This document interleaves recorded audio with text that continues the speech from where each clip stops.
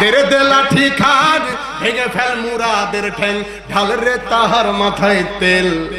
ও মুরাদ রে দেখালে কেমন তুমি খেল, ও মুরাদ রে দেশটা লক্ষ মায়ের ইজ্জতের দামে কেনা, মাটিতে মিশে আছে লাখ শহীদের রক্ত কণা। শহীদের রক্তের দামে কেনা মোদের সোনার ভিটা, শহীদের রক্তের দামে কেনা মোদের সোনার ভিটা। তবে কেন অভ্যাস হলো ভারতের পাশাটা, আমাকে শহীদ করে সেই মিছিলে শামিল করে নিও। যেই মিছিলের নেতা আমির হামজা, খোবায়েব খাবাব, কোরআনের পাখি আল্লামা সাঈদী কোরআনের প্রচার করেছেন। দ্বীনের বাণী পৌঁছে দিতে আমরণ লড়ে গিয়েছেন, আমরণ লড়ে গিয়েছেন। সাতক্ষীরার মানুষ তো বক্তা চিনা মানুষ, আর আপনারা এটাও জানেন আমার বিশ্বাস যে বক্তা ওয়াজ করে না, বক্তাকে ওয়াজ করিয়ে নিতে হয়। কথা কন না কেন? ওয়ার্ডের মানুষ যেরকম মেম্বার সেরকম হবে, ইউনিয়নের মানুষ যেরকম মেম্বার সেরকম, এই রকম ভাবেই গোটা দেশের জনগণ যেমন সরকারও তেমন হবে, এটাই স্বাভাবিক, ব্যতিক্রম তো হওয়ার কথা না। তো কোরআনের আলোচনা যতটুকু সময় চলবে, 1 ঘন্টা, আওয়াজ 100 দিতে হবে, নিচে আসা যাবে না। রাজি আছেন তো ভাই আপনার ইনশাল্লাহ? আচ্ছা, 100 কেমন ভাবে দেবেন আর 50 কেমন ভাবে দেবেন একটু দেখে নিই। প্রথমত মনে করেন আলোচনা ভালো লাগছে না, চাচা আপনি থাকেন, আমি আসি ইনশাআল্লাহ। মনে করেন আলোচনা ভালো লাগছে না, এই ভালো না লাগাটা নিয়ে পড়েন তো আল্লাহু আকবার। সভাপতি মহোদয়, তাহলে এরকম হলে দোয়া করবো ইনশাআল্লাহ।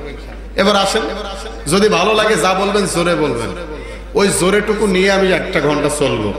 মনে করেন এখন আলোচনা ভালো লাগছে, ভালো লাগাটা নিয়ে পড়েন তো আল্লাহু আকবার। ঠিক আছে, এইটাই হলো ভালো লাগা। আল্লাহ এটা দিয়ে চলার তৌফিক দান করুন। আমি আপনাদের সামনে পবিত্র কোরআনুল কারীমের 85 নম্বর সূরা, কত নাম্বার? 30 পারায় অবস্থিত সূরার নাম হলো বুরুজ। কি নাম? সংক্ষিপ্ত কথা, বেশি কথা বলার দরকার নেই, অল্পতেই যারা বোঝে তাদের জন্য আল্লাহ জান্নাত। সুবহানাল্লাহ। সূরা বুরুজের 8 নম্বর আয়াত আমি তেলাওয়াত করেছি। আল্লাহ পাক রব্বুল আলামিন বলছেন ওমা নাকামু মিনহুম, আর তারা তাদেরকে নির্যাতন করেছিল। ভালো করে খেয়াল করুন। আর তারা মানে কারা? কাফেররা। তারা মানে কাফেররা। আর তারা তাদের নির্যাতন করেছিল, তার মানে ঈমানদারদেরকে নির্যাতন করেছিল। কথা কন না কেন? ঈমানদারদেরকে নির্যাতন করেছিল। নাকামু মিনহুম ইল্লা, ব্যতীত, আইয়ুমিনু বিল্লাহ, আল্লাহর প্রতি ঈমান আনা ছাড়া। নাউযুবিল্লাহ বলেন। তার মানে কি বলছেন? কাফেররা ঈমানদারদের উপরে নির্যাতন করেছিল একটা কারণ ব্যতীত, যে তারা আল্লাহর প্রতি ঈমান এনেছিল, এই কারণে তাদের উপরে নির্যাতন হয়েছিল। একটা নির্যাতনের একটাই কারণ, ওরা নিজেরাই, আল্লাহ সেটা বলে দিয়েছেন, ইল্লা, ব্যতীত, অর্থাৎ আল্লাহর উপরে যারা ঈমান আনেনি তাদের উপরে তারা নির্যাতন করে নাই। যারা আল্লাহর প্রতি ঈমান এনেছে তাদের উপরেই তারা নির্যাতন করেছিল। এখনো এই মূলত এই আয়াতটা, এরপরে আল্লাহ বলছেন যে প্রশংসিত আল্লাহর প্রতি ঈমান এনেছিল তারা। আল্লাহ পাক রব্বুল আলামিন এই আয়াত দ্বারা এতটুকু বোঝাতে চাচ্ছে ওই সময়ের কথা, যেই সময়ে ঈমান এনেছিল যারা, তাদের উপরে নির্যাতনের স্টিম রোলার চলেছিল। এরপরেও তারা আল্লাহর পথ থেকে একটু দূরে সরে যায় নাই, তারা ঈমানের তাগিদে দাঁড়িয়েছিল সিংহ পুরুষের মতো। সুবহানাল্লাহ। তারা ভেঙে পড়ে নাই কখনো। মূলত আজকের আলোচনার মূল বিষয় হলো ঈমানের পথে চলতে গেলে বাধা আসবে। এর আগে বলেছিলাম কোরআনের পথে বাধা। আজকের আলোচনার মূল বিষয় হলো ওই যে রহিমাবাদ, অনেক আগে রহিমাবাদে বলেছিলাম কোরআনের পথে বাধা। আজকে হলো ঈমান আনলে বাধা। বুঝতে পারছি ইনশাআল্লাহ। আল্লাহ আমাদের জন্য সেই ঈমান আনার তৌফিক দান করেন যেই ঈমানে বাধা আছে, কারণ যে ঈমানে বাধা নাই ওই ঈমান আল্লাহর কাছে কোনো মূল্য নাই। ঠিকঠাক একটু জোরে হইল না কেন ভাই? ঠিক একটু জোরে দেবেন, যাতে আমার ইচ্ছা হয় আপনাদের কিছু কথা শোনানো। প্রিয় ভাইয়েরা আমার, আল্লাহ পাক রব্বুল আলামিন মূলত এই কোরআনুল কারীম নাজিল করে দিয়েছেন কোরআনের সূরা বুরুজের 8 নম্বর আয়াতে যেটা দিয়েছেন, এইটা দ্বারা মানব জাতিকে বোঝাতে শুধুমাত্র চেয়েছেন, ঈমান যদি তুমি আনো বান্দা, যখনই হোক ঈমানের মতো ঈমান আনলে বাধা আছে না নাই?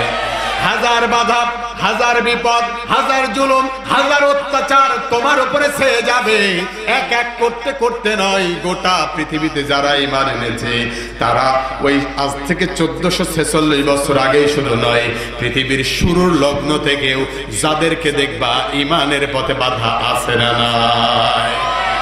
আসেন এই আয়াতটা নাজিল হওয়ার প্রেক্ষাপট জানার দরকার আছে। আসহাবে উখদুদ, কি বললাম? আসহাবে উখদুদ, এইরকম একটা জাতির নাম এটা। এই জাতির একটা বিশাল রাজা ছিল, বাদশা ছিল, আমাদের ভাষায় সরকার ছিল। কি ছিল? এই সরকার তার জাতির মানুষগুলোকে ঈমান আনার কারণে, কষ্ট হচ্ছে না তো, ঈমান আনার কারণে তাদের জন্য বিশাল একটা গর্ত তৈরি করেছিল আগুনের। আর ওই গর্তের মধ্যে এই ঈমানদার মানুষগুলোকে গর্তের মধ্যে ফেলে জ্বালিয়ে পুড়িয়ে শহীদ করে দিয়েছিল। তারপরেও ওই মানুষগুলো আল্লাহর প্রতি ঈমান আনা থেকে এক চুল পরিমাণ দূরে সরে যায় নাই। সুবহানাল্লাহ। আমরা কি সেই ঈমানদার হতে রাজি আছি ভাই? আল্লাহ কবুল করুক, বলেন আমিন। তাহলে ঈমানের উপরে এটাই মূল বিষয়। ওই সময়ে আয়াতটা নাজিল হয়েছিল। আল্লাহ পাক রব্বুল আলামিন বলছেন ওটা ছোটখাটো কোনো বাদশা ছিল না, ওটা এমন একটা বাদশা, স্বৈরাচারী বাদশা। সারা পৃথিবীতে এখনো স্বৈরাচারী সরকার বা বাদশা আছে না নাই? অভাব নাই, জনগণ চাই না এরপর বেহারা মতো থাকে, এরকম দেশ আছে না নাই? আমি কিন্তু বাংলার কোনো কথা বলছি না, আমি বলছি পৃথিবীর মধ্যে এরকম দেশ আছে না নাই? তার মানে পৃথিবীর মধ্যে যেখানে এই দেশ আছে আর যেখানে এরকম সরকার আছে, বুঝে নিতে হবে ওটা আসহাবে উখদুদের সরকারের মতো সরকার। প্রিয় ভাইয়েরা আমার, তাহলে আলোচনার মূল বিষয়টা হলো ঈমান আনতে গেলেই বাধা আসবে। এখনো সেই বাধা আছে না নাই? অভাব নাই। কতজন জুলুমের শিকার হয়ে গেল। 50টা বছর ধরে যে আলেম আসবে আসবে করে স্বপ্ন বনিয়েছিলাম মনের মণিকোঠায়, সে আলেম পর্যন্ত বিদায় নিয়েছে। আল্লাহ যেন প্রিয় কোরআনের পাখি আল্লামা সাঈদীকে আল্লাহ যেন জান্নাত নসিব করে, বলেন আমিন। প্রিয় ভাইয়েরা আমার, রাগ করলেন নাকি? রাগ করা যাবে না। কোরআনের বাগানে যে তাফসিরুল কোরআন মাহফিল লিখেছেন, এটার অবদান তার। এই জন্য আপনি রাগ করলেই কি আর না করলেই কি, কোরআনের বাগান যিনি সাজিয়েছেন আমি তার কথা বলেছি ভাই। এই মাদ্রাসার প্রতিষ্ঠাতা, আমরা মসজিদের প্রতিষ্ঠাতা, যে তার নাম কি আপনারা নেন না? আরে কথাও কয় না রে। পলাশ ভাই এখানে আসেন, এখানে আসেন, আরে আসেন, আপনারা আসেন, আপনারা আসলে একটু সাহস পাইতে পারে। ওনাকে দেখে সাহস পারবে নাকি আমাদের? না, আমাদের সাহস কার জন্য? আর আওয়াজ দিয়ে বলেন কার? দুনিয়ার কোন স্বৈরাচারী সরকারের রক্তচক্ষুকে দেখে যদি আমরা কথা বলতাম, কোরআনের পথে চলতে গিয়ে আমাদের রাহবাররা ফাঁসির কাজটা ঝুলতো না। কথা বলে ঠিক না? আমরা কাউকে দেখে কথা বলি না।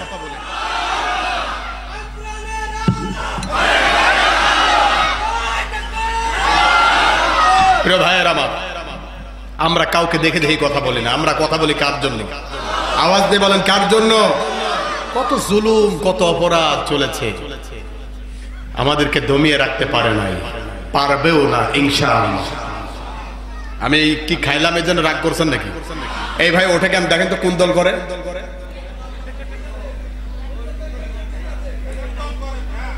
না হয়তো এরকম হুজুর আমার বিপক্ষে চলে গেল, উঠে চলে যেতে পারে। ভাই আপনারা কষ্ট পাচ্ছেন না তো? আমি কথাগুলো আস্তে আস্তে আপনাদের মাঝে প্রেজেন্ট করবো ইনশাআল্লাহ। কষ্ট হচ্ছে না তো? একটু প্রেজেন্টেশন করতে হলে একটু সময় লাগে, আপনাদের মাঝে দিতে হলো তো একটু সময় লাগে। তো আমার মন মানসিকতা যা ছিল ওই মঞ্চে ওঠার আগে অলরেডি চেঞ্জ। আমি অন্য একটা আলোচনার সাবজেক্ট ভাবছিলাম করব, ওইটা না করে এটা হুট করে চলে আসলো, কারণ মানে সময় আমি কভার করতে পারবো। আর দ্বিতীয় কথা হলো যে আমাকে তোলার কথা ছিল মঞ্চে 9:30 থেকে 10টা সর্বোচ্চ। যাই হোক, এলোমেলো হয়ে গেছে। যুবকদের অনেক চেষ্টা ছিল, তারপরে যখন হয় নাই, যা পেয়েছি এর মাঝেই বলবো ইনশাআল্লাহ কবুল করুন, বলেন আমিন। কি রাত কি দিন ইমানদারদেরকে বন্দী করে রাখা যায় না, কি রাত বা দিন হোক যেখানে হোক না কেন, না খেয়েও ইমানদাররা বদরের প্রান্তরে বিজয় লাভ করে, সুবহানাল্লাহ বলেন। তা আমাদের ভয় কি, আর হারানোরই আছে কি, তখন না কেন? আল্লাহ আমাদের কবুল করুন। প্রিয় ভাইয়েরা আমার খেয়াল করুন, তাহলে ইমানের পথে যদি আপনি চলতে যান, বাধা আছে না নাই? দূর থেকে দূরান্ত ইসলামের পথে যারাই চলতে গিয়েছে তাদের উপরে বাধা আর নির্যাতন শুরু হয়ে গিয়েছে। কিন্তু এই বাধা আর নির্যাতন আসাও যে সৌভাগ্যের চাবিকাঠি, এটাও বেঈমানরা বুঝতে পারে না। কথা বলেন ঠিক না? কোথায়? বাড়ির পাশে আছে, বাড়ির পাশে আছে আবু জাহেল, ঈমান আনে নাই।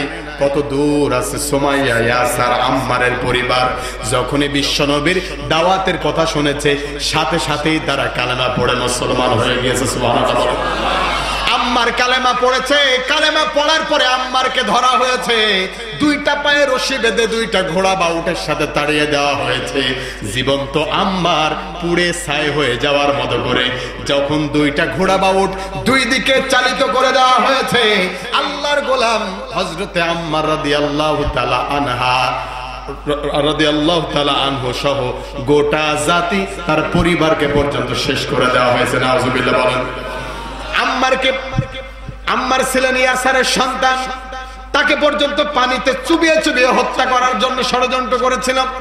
প্রথমত যেটা বললাম ওটা ইয়াসারের ক্ষেত্রে হবে। ইয়াসারকে যখন ধরলেন, পায়ে রশি বাঁধলেন, দুইটা ঘোড়ার সাথে বাঁধে দিলেন। দুইটা ঘোড়া যখন দুই দিকে চলে গেল, জীবন্ত ইয়াসার রাদিয়াল্লাহু তাআলা আনহু ফেড়ে দুই টুকরা হয়ে গেলেন তল্লা বাঁশের মতো। এরপরে ঈমানের পথ ছাড়লেন না। এরপরে ধরা হলো তাদের সন্তান আম্মারকে, জেলখানায় বন্দী করা হলো। বন্দী করার পর নির্যাতনের উপরে নির্যাতন করা হলো। তারপরও যখন ঈমানের কালেমা ছাড়ে না, ধরা হলো আম্মারের মা, নাম হলো সুমাইয়া। সুবহানাল্লাহ বলেন। সুমাইয়াকে ধরা হলো। ধরার পরে এবার আবু জাহেল দড়ি দিয়ে এইভাবে বেঁধেছে। বাঁধার পরে আবু জাহেল ডেকে বলেন, সুমাইয়া রে, এখনো সময় আছে, ইসলামের পথটা ছেড়ে দাও। সুমাইয়া ডেকে বলেন, কোন ইসলামের পথ আমাকে ছাড়তে বলো? আমি যে অন্ধকার যুগে ছিলাম, সেই অন্ধকার থেকে আমি তো এখন আলোর পথেই আছি। সুবহানাল্লাহ বলেন। আমি অন্ধকার এক পথে চলছিলাম, আমি অজ্ঞে ছিলাম, আমি ধ্বংসে ছিলাম, গতিহারা পথে চলছিলাম, আমি অন্ধকার এক পথে চলছিলাম। বলেন আমিন। এটা যারা ছাত্র সংগঠন ভাই আছেন আপনাদের গান বললাম। সুমাইয়া এবার ডেকে বলেন, আমি কোশ্চিন কালেও ছাড়তে পারবো না। আবু জাহেল এবার সুমাইয়ার সামনে গিয়ে বললেন, কষ্ট হচ্ছে না আপনাদের? সুমাইয়ার সামনে গিয়ে এবার আবু জাহেল ডেকে বলল, সুমাইয়া, আমি তোমাকে একটা শর্তের মাধ্যমে ছাড়তে রাজি আছি। কয়টা? একটা শর্ত, যদি তুমি মেনে নাও তোমাকে আমরা ছেড়ে দিতে রাজি আছি। কয় কি? কম কয় তোমার এই জায়গাটায় কিছুক্ষণের জন্য তোমার নবী, বিশ্ব নবী জনাবে মুহাম্মদ রাসূলুল্লাহ সাল্লাল্লাহু আলাইহি সাল্লামকে এখানে নিয়ে এসে বেঁধে একটু নির্যাতন করব। তুমি যদি এইটা একটা মিনিটের যদি সহ্য করতে পারো, আমি কথা দিচ্ছি তোমাকে ছেড়ে দেব, কোনো নির্যাতন করব না। এতক্ষণ পর্যন্ত যেই সুমাইয়া নির্যাতন সহ্য করলো, অপমান সহ্য করলো, আরে সেই সুমাইয়া এবার রাগান্বিত হয়ে আবু জাহেলের মুখে থুতু নিক্ষেপ করে দিয়েছে। আল্লাহু আকবার বলেন। আবু জাহেল এবার রাগান্বিত হয়ে গিয়েছে। আর সুমাইয়া এবার ডেকে বলছেন, শোন আবু জাহেল, জীবন যদি থাকতে আমার জীবন যতক্ষণ থাকবে ততক্ষণ পর্যন্ত বিশ্বনবীর শরীরে একটা ফুলের টোকাও আমি সুমাইয়া লাগতে দেব না। সুবহানাল্লাহ বলেন। মুহাম্মদ আমার জীবন মনি, আমার নয়ন মনি। বলেন আমিন। প্রিয় ভাইয়ের আমার, এই অবস্থায় আপনার রাগ করছে নাকি? মানে এক কলি বলতে যাব, টাইমের দিকে তাকায় আমি আবার দৌড়াতে হচ্ছে। এই অবস্থায় সুমাইয়া, আরে আঘাতের পর আঘাত জর্জরিত যখন হয়ে গেল, সুমাইয়া যখন থুতু নিক্ষেপ করেছে, আবু জাহেল ধাক্কা মেরে ফেলে দিয়েছে। পাথরের উপরে যখন পড়ে গিয়েছে সুমাইয়া, আল্লাহর বান্দি সুমাইয়া রাদিয়াল্লাহু তাআলা আনহা যখন পাথরের উপরে পড়ে গিয়েছে, আবু জাহেল বল্লম দিয়ে সুমাইয়ার লজ্জা স্থানে এত জোরে একটা আঘাত মেরেছে, সুমাইয়ার লজ্জা স্থান ফিনকি দিয়ে আবু জাহেলের বুকে এসে রক্ত পড়েছে। এরপরও সাথে সাথে সুমাইয়া পড়ে নিলেন লা ইলাহা ইল্লাল্লাহু মুহাম্মাদুর রাসূলুল্লাহ সাল্লাল্লাহু আলাইহি ওয়াসাল্লাম। তারপরও কি সুমাইয়া, ইয়াসার, আম্মার ইসলামের পথ থেকে সরে গিয়েছে? ভাই সরে গিয়েছে। তাহলে আমরাও যাবো ইনশাআল্লাহ। একটু হামলা, একটু মামলা, একটু ভয়, এইগুলো দিয়ে বান্দাকে যখন বলা হয়, আমি এমনও দেখেছি চাঁপাইনবাবগঞ্জের কামিল মাদ্রাসার প্রিন্সিপাল শুধুমাত্র ইসলামে আন্দোলন করে, যখন তাকে কিছু বলা হলো, আহারে আল্লাহর গোলাম দাড়ি শেষে পুরা রাম ঠাকুর হয়ে গেল। এখন এরকম আছে না নাই? একটু নির্যাতন আসছে বলে সুযোগটা, পথটা চেঞ্জ করে বাতিলের সাথে ঘেঁষ দিয়ে চলে আসে না নাই? অভাব নাই। কষ্ট হচ্ছে আপনাদের প্রিয় ভাইয়েরা? এইভাবেই নির্যাতন নাই। আসহাবে উখদুদের ওই রাজা কত নির্যাতন করেছে আপনার চিন্তা ভাবনায় থাকবে না। এখনকার রাজারা তো একটু ধরে জেলখানায় পড়ে, তারপরও টেলিভিশন আসে না নাই? জেলখানার ভিতরে দাড়ি যদি একটু সাজা হয়, রং করার ব্যবস্থা আছে না নাই? কত আরাম। কিন্তু আসহাবে উখদুদের ওই রাজা এমনি এমনি ছেড়ে দেয় নাই। যখন সে নির্যাতন করতে লাগলো, আহারে নির্যাতন করতে করতে মানুষ যখন অতিষ্ঠ হয়ে গেল, সহ্য করতে মানুষ যখন পারলো না, তখনই ওই অবস্থায় রাজা এমনি এমনি শুধুমাত্র নির্যাতন করে না, তার পাশে একটা হামান টাকের মতো টাকও ছিল। সেই ছিল একজন জাদুকর। কি ছিল ভাই? জাদুকর। তিনি জাদুর বলে ওই রাজাকে ক্ষমতায় রেখে দিতেন। নাউজুবিল্লাহ বলেন।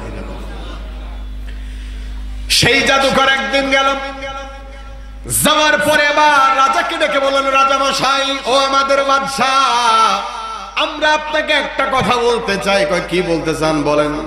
কই আমি তো বৃদ্ধ হয়ে গিয়েছি, বয়সের ভারে ভারাক্রান্ত হয়ে গিয়েছি, আপনাকে এইভাবে কয়দিন ধরে আমি ক্ষমতায় রাখবো? আমার তো আর উপায় নাই।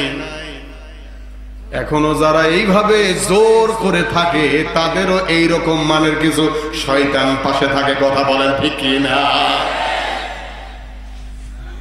আসহাবে উখদুদের ওই রাজা, ওই বাদশা এবার ডেকে বললেন, ঠিক আছে, কি করা যায় বলো?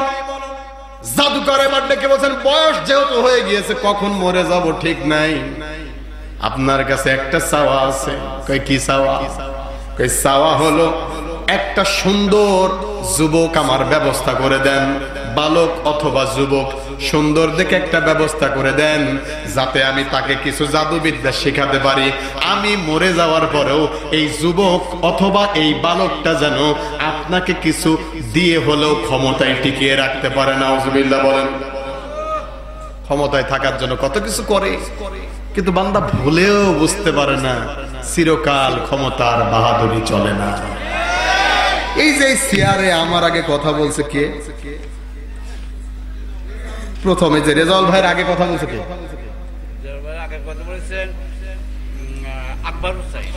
রেজাউল ভাইয়ের আগে কথা বলছে আকবর হোসেন ভাই।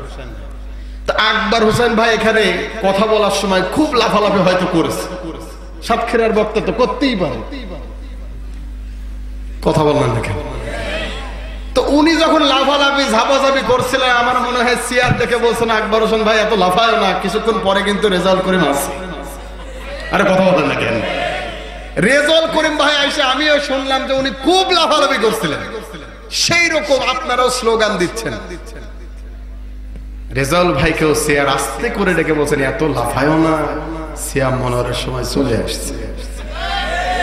এখন সিয়াম মনোয়ার বসে বসে বেশি লাফালাফি করছে, সিয়ার এবার ডেকে বলছেন, এত বেশি লাফানোর দরকার নাই, মনে করো না যে তুমিই থাকবা, এত সোজা না। সিয়ারওয়ালা কিন্তু সিয়াম নেওয়ার জন্য অপেক্ষা করছে। কথা বলেন ঠিক কিনা? এই পৃথিবীতে ফেরাউন এসেছিল, সেও ঝাপাঝাপি করেছে, সিয়ার তাকে রাখে নাই। নমরুদ এসেছিল, তাকে রাখে নাই। আবু জাহেল, উতবা আর সাইবার পেতাক্তারা এখনো আসবে, তারাও থাকতে পারবে না, থাকতে দেওয়াও হবে না। কথা বলেন ঠিক কিনা? এত সোজা না।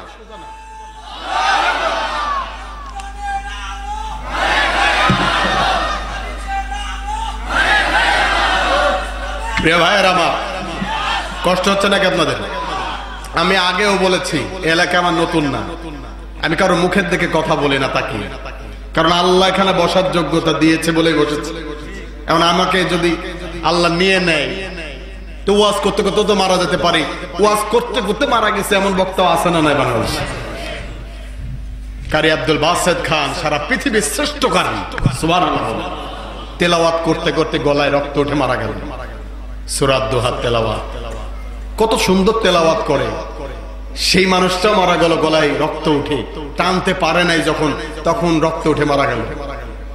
মৃত্যু যদি আপনার হয় এখানেই হবে, আর যদি আল্লাহ মৃত্যু লিখে না রেখে জালিমের কারাগারে ফাঁসি কাটছে সামনে গিয়েও আল্লাহ ওখান থেকে ফিরিয়ে নিয়ে আসবে। কথা বলে ঠিক না? তার বাস্তব প্রভাব আপনাদেরই সাক্ষীরা। বোঝেন না এখনো? আপনাদের মুহাদ্দিস চলে আসছে, আলহামদুলিল্লাহ বলেন। আবার কি বলবো বলেন? চলে আসছে। মৃত্যু আলাদা একটা জিনিস, এটার প্রতি ঈমান আনা ফরজ। আপনি চাইলেই আপনার মৃত্যু হয়ে যাবে না। হ্যাঁ, দুনিয়ার মানুষ আপনাকে একটু জুলুম করতে পারে, একটু অত্যাচার করতে পারে, হয়তো 10 দিন জেলখানায় রেখে কষ্ট দিতে পারে, কিন্তু মেরে ফেলার ক্ষমতা তার রাখে না। কথা বলেন ঠিক না? কারণ ওইটার দায়িত্ব কার? মুসলমান আওয়াজ দিয়ে বলেন কার? আমরা তো সে আল্লাহর কাছে মাথা নত করেছি। ভয় কিসের ভাই? কিসের ভয়? মানুষ ইসলাম ছাড়া অন্য দলে চলে যায়, এটাও আফসোস। আমাদের দল একটা, সেটার নাম কি? কবরে বাড়িতে যে জন্য বলতে পারে সেই জন্য তো মানুষ করে। তাও কিছু পাবলিক আছে বোঝে না, ওরা জীবনে বুঝবেও না। কথা বলেন ঠিক না? প্রিয় ভাইয়েরা আমার, এই অবস্থায় জাদুকর ডেকে বলছেন, একটা সুন্দর সুদর্শন যুবক তুমি আমারে নিয়ে এসে দাও। রাজা মশাই অথবা বাদশাহ এবার ডেকে বলছেন, ঠিক আছে আমি ব্যবস্থা করে দিচ্ছি। সুন্দর একটা যুবককে নিয়ে আসা হলো। নিয়ে আসার পরে বলা হলো, এইটা তোমার ওস্তাদ, ওনার কাছ থেকে তুমি জাদু শিখবা। কি শিখবা? জাদু শেখা, জাদু করা, জাদু দেখা। যারা এইগুলো করবে এইগুলোর মধ্যে থাকবে উভয় কাফের। উভয় কি? এটা আমাদের জন্য জায়েজ নয়। ভাইরা আমার, এই অবস্থা যখন তৈরি হয়ে গেল, যুবককে যখন নিয়ে আসা হলো, যুবককে নিয়ে এসে সামনে দাঁড় করিয়ে দেওয়া হলো। এই অবস্থায় বলা হলো, যাও এই যে যুবক, একেই তুমি শিক্ষা দান করো। যুবককে নিয়ে গেল। নিয়ে যাওয়ার পরে জাদুকর বলছে, প্রতিদিন তুমি আমার কাছে সকালে আর বিকালে আসবা। সকালে আর বিকালে আসবা, কিছু শিক্ষা দেব, ওইগুলো শিক্ষা নিয়ে তুমি চলে যাবা। এই কথা যখন বললেন, জাদুকরের কথা শুনে যুবক মানুষ তিনি বাড়িতে চলে গেলেন। মা আছে বাড়িতে, কেউ কেউ বলেছেন আব্বাও আছে, কিন্তু অধিকাংশ বর্ণনা হলো যুবকের বাবা ছিল না, কিন্তু মা আছে। কে আছে ভাই? মা আছে। যুবক সকাল বেলায় বেরিয়ে চলে আসে, বিকাল বেলায় আবার বেরিয়ে ওখান থেকে চলে যায়। সকাল আর বিকাল দুইটার সময় সে শিক্ষা গ্রহণ করে। একটা অবস্থায় যখন সে বেরিয়ে চলে যায়, যাইতে যাইতে দেখে হঠাৎ করে রাস্তার এক পার্শ্বে একজন ওই সময়ের আল্লাহর আসমানি কিতাবের একজন আলেম ছিল। ওই আলেম কিছু দর্শ দিচ্ছিল, কিছু মানুষকে শিক্ষা দিচ্ছিল। যুবক দূর থেকে সেইটা শ্রবণ করেছিল। সুবহানাল্লাহ বলেন। ওদের চিন্তা, একে আমরা জাদুবিদ্যা শিখিয়ে আমাদের হাতিয়ার বানাবো। আর আমার আল্লাহর সিদ্ধান্ত হয়ে গিয়েছে, বান্দাকে তার কোরআনের জন্য, ইসলামের জন্য কবুল করে নেবে। কথা বলা ঠিক না? যুবক মানুষ যায় আর আসে, প্রতিদিন দূর থেকে শোনে। কি শিক্ষা নেয়? প্রতিদিন দূর থেকে শোনে আর চলে যায়, শোনে আর চলে যায়। হঠাৎ করে ওই আলেমের কাছে গেলেন। যাওয়ার পরে ডেকে বলছেন, ও আল্লাহর গোলাম, আপনি যে শিক্ষা দেন এই শিক্ষাটা আমার ভালো লাগে, একটু আমাকে কি শেখানো যায়? সুবহানাল্লাহ। আল্লাহর গোলাম এবার ডেকে বলেন, কোনো সমস্যা নাই, তুমি সকাল বিকাল যাওয়ার সময় আমার সাথে দেখা করে যাবো, কোনো সমস্যা নাই। যুবক এবার যায় আসে, কিন্তু সমস্যা এক জায়গায় তৈরি হয়ে গেল। যুবক যখন বাড়ি থেকে বের হয়, এই আলেমের কথা শুনতে গিয়ে তার ওই জায়গায় লেট হয়ে যায়, দেরি হয়ে যায়। এই জন্য জাদুকর তাকে প্রহার করে, মারে। আবার যখন জাদুকরের কাছ থেকে বাড়িতে যায়, কিছু কথা এখান থেকে শুনে বাড়িতে চলে যায়, তখন মাও ধরে তাকে মারে। দেরি হলো কেন? স্বাভাবিক না অস্বাভাবিক? স্বাভাবিক। এইভাবে দেরি কেন হচ্ছে? আল্লাহর কোরআনের কর্মী, ইসলামের খেদমতে নিয়োজিত আল্লাহর গোলাম এবার ওই আলেমের কাছে যাওয়ার পরে বলছে, হুজুর এই একটা অবস্থায় আমি পড়ে গিয়েছি, আপনি দয়া করে বলেন আমার বাঁচার উপায় কি? যখন তার কাছে জানতে চাইলেন, সাথে সাথে ওই আলেম এবার ডেকে বলছেন, যেহেতু তুমি ইসলাম শিখতে এসেছো, আল্লাহর বাণী শিখতে এসেছো, যদি এটা শিখতেই হয় তাহলে অবশ্যই তোমাকে একটা কৌশল অবলম্বন করা লাগবে। কি ভাই?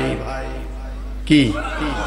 এখনো কিছু আল্লাহর গোলামেরা কৌশল অবলম্বন করে কি করে না?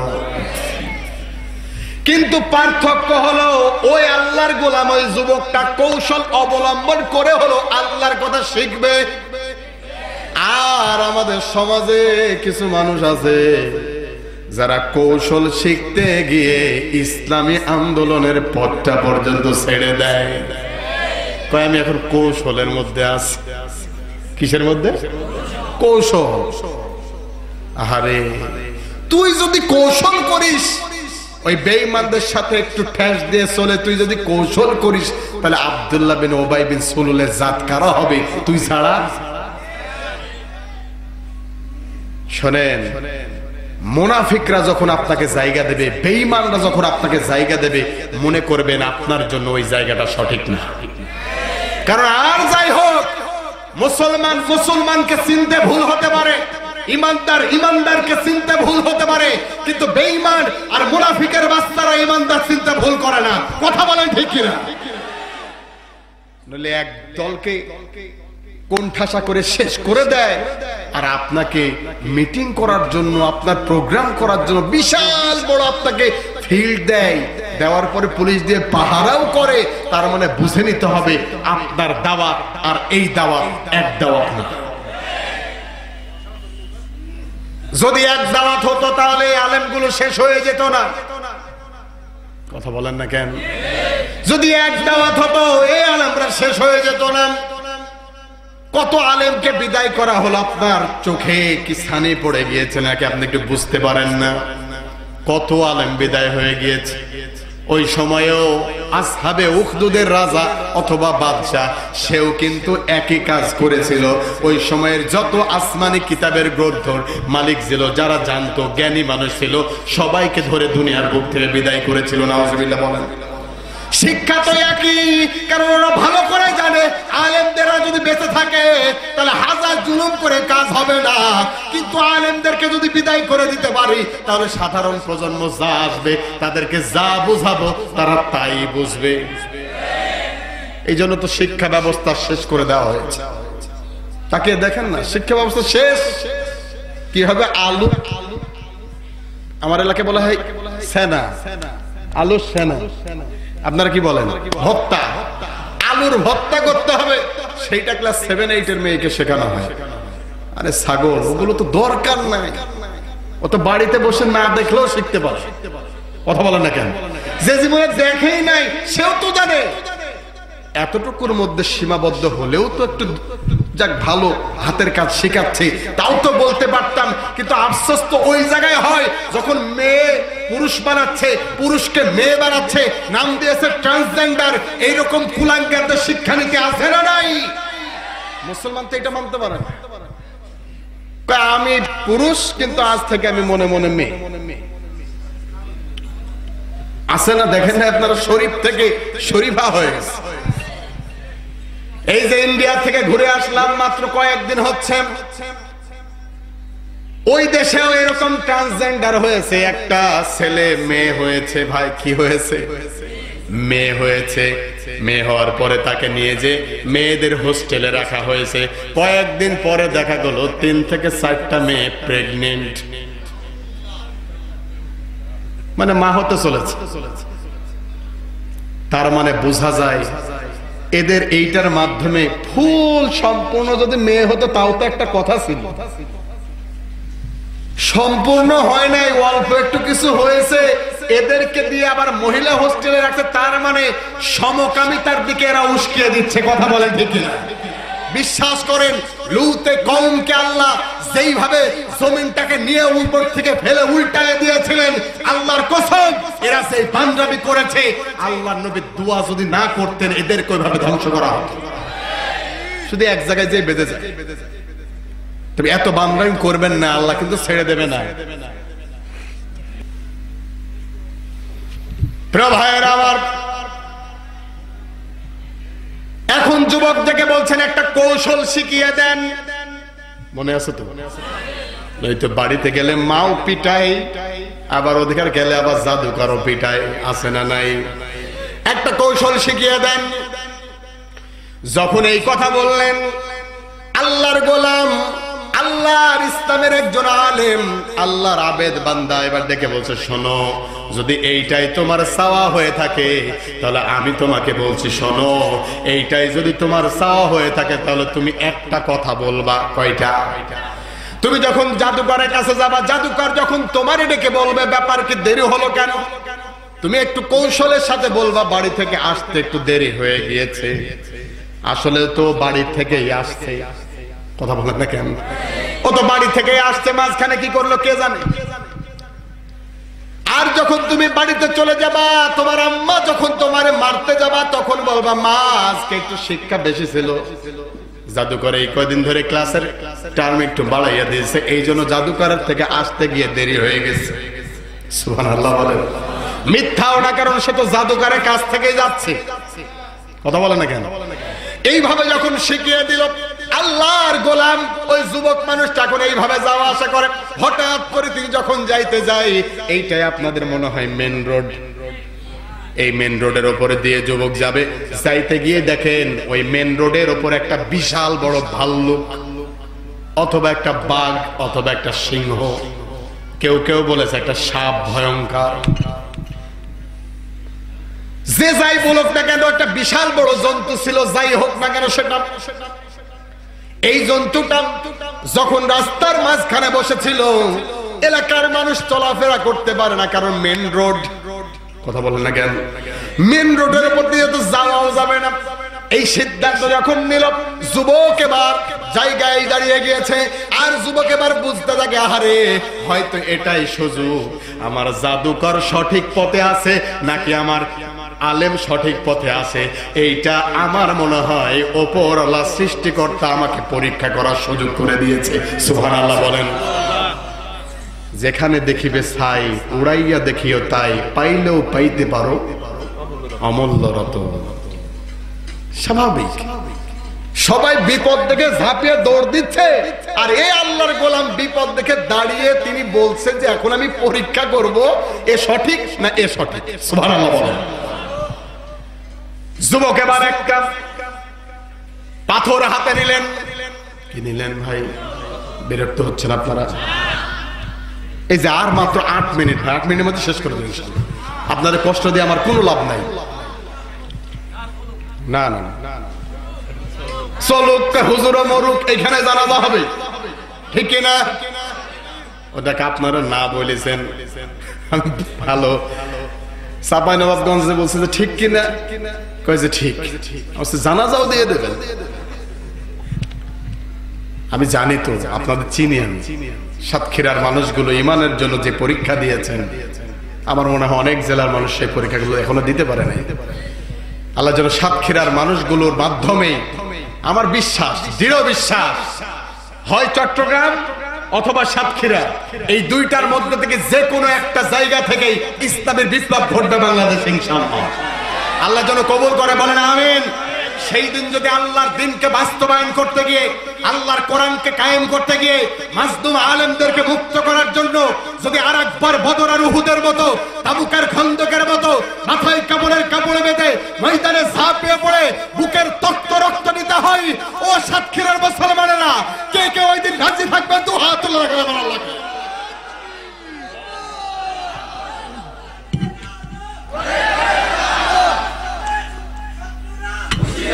আল্লাহ কবুল করুক, বলেন আমিন।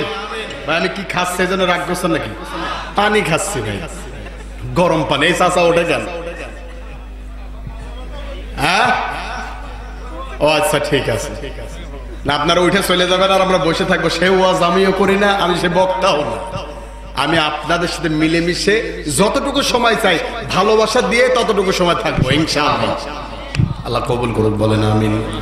প্রিয় ভাইয়েরা আমার, অবস্থা যখন এইরকম হয়ে গেল, আল্লাহ পাক রব্বুল আলামিনের ওই আলেম, যিনি জ্ঞানী মানুষ ছিলেন ইসলামের উপরে, তিনি এই সিদ্ধান্ত দিয়ে দিয়েছেন যুবক এবার পরীক্ষা করার জন্য রেডি হয়ে গিয়েছেন। হাতে কি? আরে ব্যাগগুলো জোরে কর নাকি? জোর হইল না, আরো জোরে। নির্বাচন হয়নি, না হবে। এখানেও আমার একটা কথা আছে, বলবো। কেউ আবার রাগ করেন না, নেতা টেতা থাকলে রাগ করেন না। অনেক নেতা দেখি আমাদের মাইক কেড়ে নিয়ে আমাদের বলে, হুজুর রাজনীতি যেন করবেন না। আমিও আপনার সাথে একমত, এটা কোরআনের বাগান, এটা রাজনীতির মঞ্চ না। তো আমার প্রশ্ন হলো, আমার এখান থেকে মাইক নিয়ে আপনি নেতা, কোরআনের মঞ্চে এখানে দাঁড়িয়ে আপনি ভোট চান কেন? কথা বলেন না কেন? কোরআনের মঞ্চে দাঁড়িয়ে নেতা যদি মাইক নিয়ে ভোট চাইতে পারে, তাহলে কোরআনের মঞ্চে দাঁড়িয়ে কোরআনের রাজনীতির কথা কেন বলা যাবে না? আশ্চর্য কথা। মোবাইল তৈরি করেছে নোকিয়া। কে ভাই? আরে কথা কয় না রে। নোকিয়া মোবাইল তৈরি করেছে। এখন আপনি ভাবলেন আমি ইনফিনিক্সের একটা আছে না, যুবকরা ভালো বুঝবে, কারণ এদের গেম খেলার মূল হাতিয়ার হলো ইনফিনিক্স, অল্প টাকায় বাজিমাত। এই ইনফিনিক্স মোবাইলের ক্যাটালগ থাকে, মোবাইল চালানোর জন্য একটা বই থাকে, থাকে না ভাই? এই ইনফিনিক্সের ওই বইটা নিয়ে আসে, আপনি যদি নোকিয়া মোবাইলটা চালানোর জন্য প্র্যাকটিস করেন, মোবাইল কি ঠিক থাকবে? কেন ভাই? কেন? সৃষ্টিকর্তা ইনফিনিক্স না, সৃষ্টিকর্তা ইনফিনিক্স। তাহলে আমাদের সৃষ্টিকর্তা কে? এই জোর আপনাদের। আল্লাহর নামটা নিলেও তো একবার আল্লাহ বললো তো 40টা সওয়াব হয়। বলেন না আমাদের সৃষ্টিকর্তা কে? এখনো যারা জবান খোলে নাই, জীবনে জবান খুলতে পারবেন না, আর একটা চান্স। বলেন না আমাদের সৃষ্টিকর্তা কে? আল্লাহ তৈরি করেছে মানুষ। ভালো করে বুঝবেন, রাজনীতির গন্ধ আমার আলোচনায় খুঁজবেন না। আমি রাজনীতির কোন নেতা না, এখানে ভোটও চাইতে আসি। কিন্তু প্রশ্ন আমার একটাই, যে আল্লাহ মানুষ তৈরি করেছেন, এটা তো আপনারা শিওর যে আল্লাহ মানুষ তৈরি করেছেন, নাকি বানর থেকে হয়েছে? যারা বানরের গোষ্ঠী ওরাই বলবে বানর থেকে তৈরি হয়েছে। তাহলে মানুষ তৈরি হয়েছে কে তৈরি করছে? আল্লাহ মানুষ তৈরি করছে। মানুষের জীবনে রাজনীতি দরকার, এটা কি আল্লাহ জানতেন না? মানুষের জীবনে রাজনীতি দরকার, এটা কি আল্লাহ জানতেন না ভাই? তাহলে আল্লাহ মানুষ তৈরি করেছে। আল্লাহ বলেন আমি মানুষ তৈরি করেছি, আমার মানুষের জন্য আমি কোরআন দিয়েছি। মানুষের জীবনে সমাজনীতি রাখবে, রাজনীতি রাখবে, পররাষ্ট্র নীতি থাকবে, সব লাগবে। এটা আমি আল্লাহ আমার কোরআনে দিয়েছি।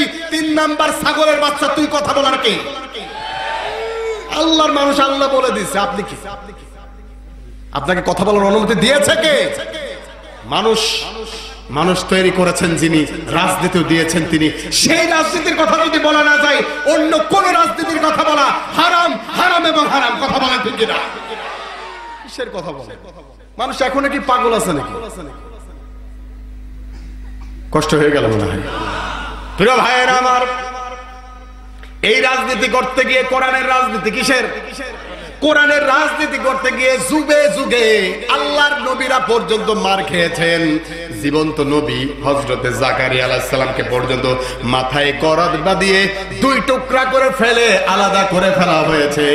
তারপরে কোরআনের নীতির বাইরে তারা এক চুল যায় নাই। কথা বলেন ঠিক কি না? কি শেখান? এই অবস্থায় যুবক এবার বলছে আমি পরীক্ষা করব। হাতে কি? আর জোরে বলে হাতে কি? হাতে পাথর। এই অবস্থায় যুবক এবার দেখেন আমি পরীক্ষা করব। যুবক হাতে পাথর নিয়ে বলছে, ও আমার রব, ও আমার সৃষ্টিকর্তা, তোমার কাছে হাত তুলেছি, শুধুমাত্র তুমি আমাকে সঠিক পথের দিশা দিতে পারো। আর সেইটা হলো, যদি জাদুকরের চাইতে এই আলেমটার আমল তোমার কাছে বেশি পছন্দ হয়ে যায়, আমি আঘাত করার সাথে সাথে যেন এই জন্তুটা এখান থেকে চলে যায় অথবা মরে যায়। সুবহানাল্লাহ বলেন। যুবক এবার বিসমিল্লাহ পড়ে আঘাত করেছে আল্লাহর ইশারায়। অনেকেই বলেছে মারা গিয়েছে, আবার অনেকেই বলেছে যুবক আঘাত করার সাথে সাথে ওই জন্তুটা মেন রোড থেকে ওখান থেকে সরে গিয়েছে। আল্লাহু আকবার বলেন। যুবক এখন বুঝলো সত্য কে। না না না, কেন আল্লাহকে পরীক্ষা করছে নাকি? কে? আলেম। যুগে যুগে আলেমরাই সত্য হয়, আর আলেমদের বিরুদ্ধে যারা যায় ওরা কখনো সত্য হয় না, ওরাই হয় চোর, লুচ্চা আর বদমেশ গুলো। কেউ বলেন ঠিক কিনা? ওরাই এরকম হয়। কিন্তু আফসোস ওই জায়গায় হয়, জেলের ভিতরে থাকার দরকার ছিল এই লুচ্চা গুলোর, থাকে এখন আলেম গুলো। কথা বলেন না কেন আপনারা? আফসোস তো এই জায়গায় হয়। আহারে আহারে মানুষ, কত নেতা দেখেছি রাতে দিনে মেয়ে নিয়ে হোটেলে রাত কাটায়, তাদের জায়গা হয় এমপি মন্ত্রিত্বের স্থান। আর যে আলেম দিনের 10 দিয়ে বেড়ায়, শাইখুল হাদিস তাকে বলা হয়, নিজের বৈধ বউ নিয়ে রিসোর্টে ঘুরতে যাওয়ার কারণে তাকে পর্যন্ত জেলখানে আটকিয়ে রাখা হয় অন্যায় ভাবে। আছে না? নাই?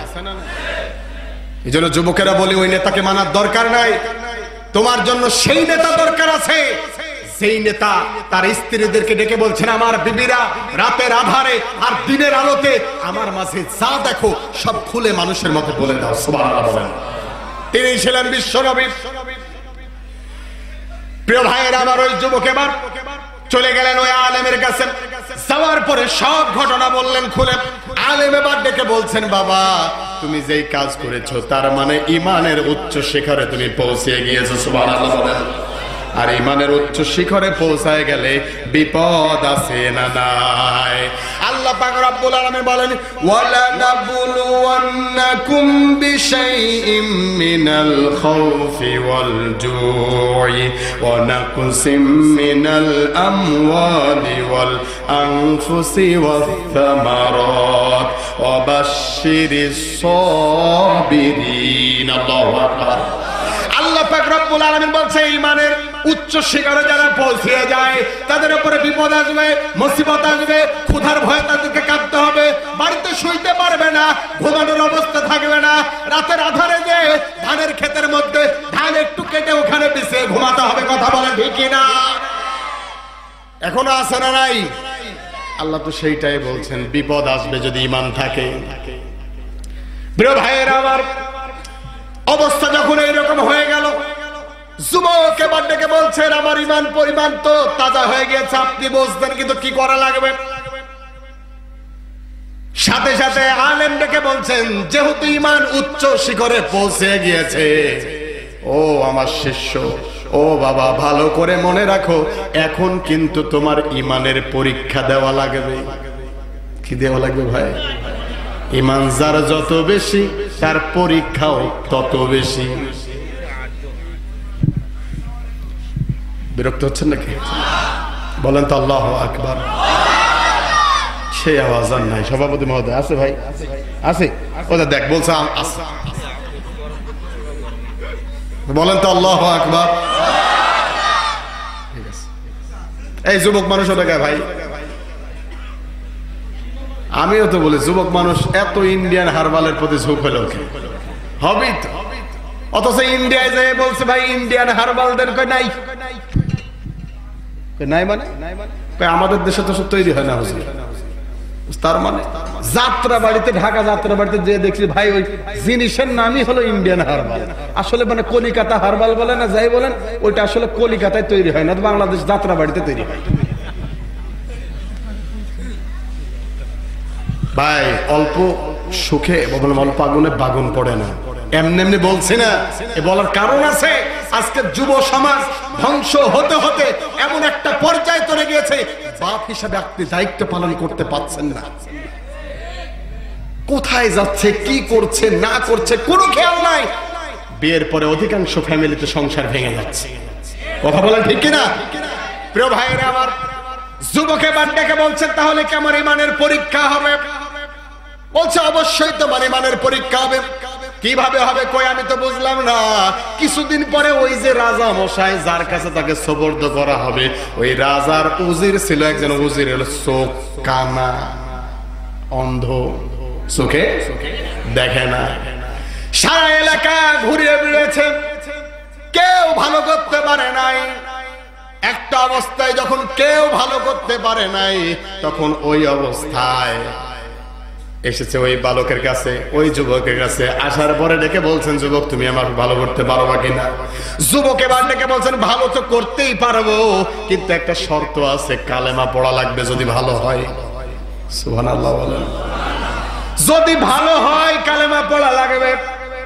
এই অবস্থায় যখন পরিণত এইভাবে চলে গেল, যুবক যখন এই কথা বললেন, এবার বলার পরে বিসমিল্লাহির রহমানির রহিম পড়ার পরে যখন যুবকে এবার উজিরের ওই চোখে একটু ফু দিয়ে দিয়েছেন, ওখানে একটু তদবির করেছেন, আল্লাহর কি ইচ্ছা, সাথে সাথে উজিরের চোখ আল্লাহ ভালো করে দিয়েছেন। সুবহানাল্লাহ বলেন। সবকিছু পারেন তিনি কে? আওয়াজ দিয়ে বলেন না তিনি কে? সে আল্লাহ পাক রব্বুল আলামিন। পরীক্ষা শুরু হবে যুবকের। আল্লাহর হুকুমে যুবক এবার ভালো করে দিল। এবার উজির চলে গেল রাজার কাছে। রাজার পর কাছে যাওয়ার পরে যখন চোখে দেখে, রাজার সন্দেহ আছে না নাই? দেখে বলে, ব্যাপার কি রে, তুই দেখলি কি করে? এই রাজ্যে এমন একটা যুবক আছে, সে শুধুমাত্র একটু ইশারা করলে চোখটা আল্লাহ ভালো করে দেয়। বলে, কয় রে তুই আল্লাহ কোশকা? আমি তো কালেমা পড়ে মুসলমান হয়ে গেছি। সুবহানাল্লাহ বলেন। এই কথা যখন বলল, রাজা এখন মহা খুশি। মহা খুশি, মহা খুশি না? হকের কথা শুনলে বেঈমানরা কখনো খুশি হতে পারে না। কথা বলেন ঠিক কি না? ওই আল্লামা সাঈদীর কথা এখনো যদি বলা হয়, আল্লাহর কসম, মুসলমানের ঘরে জন্ম নেয়া কিছু কুলাঙ্গার আছে, তারাও রেগে যাবে। কারণ উনি তো আসলে উনাকে ভালোবাসে না।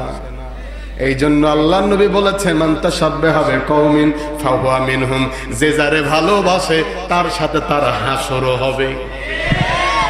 এখন আপনার ভালোবাসা যদি সুরঞ্জিত সেন গুপ্তর সাথে হয়, তাহলে ওর সাথে আপনার হাসর। যদি টাকলা মুরাদের সাথে হয়, তার সাথে আপনার হাসর। মুরাদ ভাই ছিল কি ছিল না? এর আগে আমার আলোচনা কে কে শুনছেন বলেন তো? এই যে পাশে যেখানে আসছি, আচ্ছা হাত নামান। অধিকাংশ জন শোনেননি। তো মুরাদ ভাইকে নিয়ে ওই যে ওই সময় উনি বললেন, কি বলছেন মনে আছে আপনাদের? আমি শুধু বোঝাতে চাচ্ছি, ইসলামের বিরুদ্ধে গেলে, আল্লাহর বিপক্ষে যদি কেউ চলে যায়, তখন কিন্তু আল্লাহ হটলাইন হয়ে যায়।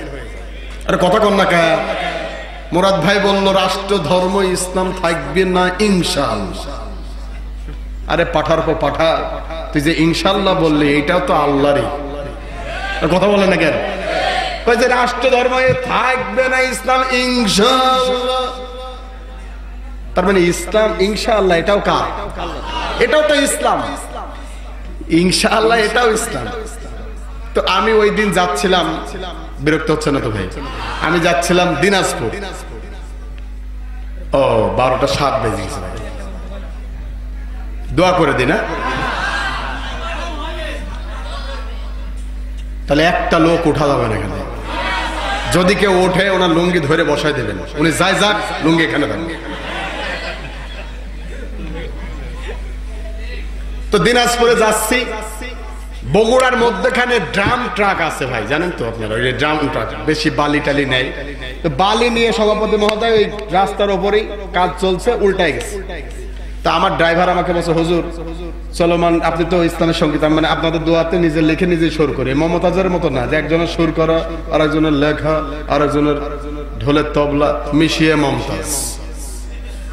এরকম করার দরকার নেই। আমরা আল্লাহর জন্য লিখি, আর আল্লাহ সেই লেখার যোগ্যতা আল্লাহ দিয়ে দেয়। সুবহানাল্লাহ। তো ওই জায়গায় আমার ড্রাইভার বলছে, হুজুর একটা কিছু লেখেন। কি নিয়ে? কই যে মুরাদ যখন বলছে ইসলাম থাকবে না, এটা নিয়ে লেখেন। লিখে এখনই বলে দেন, আমি ভিডিও করে ছেড়ে দিচ্ছি। ড্রাইভারও সেই একে। এই যে আমার এই ড্রাইভারটা দেখেন তো, আমার এই যে ওকে ড্রাইভার মনে হয়? হ্যাঁ, ড্রাইভারই মনে হবে। হাবিব ভাই বড় হুজুর। তা আমাকে বলছে আপনি বল একটা লেখেন, আমি এটা ছাড়ে দিচ্ছি। আমি সুন্দর করে একটু লেখার চেষ্টা করলাম। তো আমি দেখলাম যে এখন লেখে এখন সুর করা সম্ভব না, অন্য কারো সুর দিয়ে মেরে দিই। তো ওই সময় একটা অনেক পুরানো একটা সুর ছিল, ওই সুর দিয়ে আমি ওই মুরাদ ভাইকে নিয়ে কয়েকটা লাইন লিখলাম। তো আমার মনে হয় এটা শুনে আপনাদের এখানে অনেকে রাগ করে আবার সমস্যা করতে পারে, এই জন্য আজকে এখানে আমি বললাম না। আমি অন্যদিন ভাই দেখেন রাগ করবেন না তো। দেখেন দেরে দে লাঠি খান ভেঙে ফেল মুরাদের ঠ্যাং। আপনাদের ঠিক শুনে আমার ভয় লাগছে, আর একটু জোরে বলেন ঠিক। দেরে দে লাঠি খান ভেঙে ফেল মুরাদের ঠ্যাং, ঢাল রে তাহার মাথায় তেল। ও মুরাদ রে দেখালে কেমন তুমি খেল, ও মুরাদ রে দেখালে কেমন তোমার খেল। নাইকা মাহিরে লইয়া করলা কত বাহানা, করে নাই? নাইকা মাহিরে লইয়া করলা কত বাহানা, তোমার খেল বুঝতে পাইরা মাহি তখন দেওয়ানা, মাহি তখন দেওয়ানা।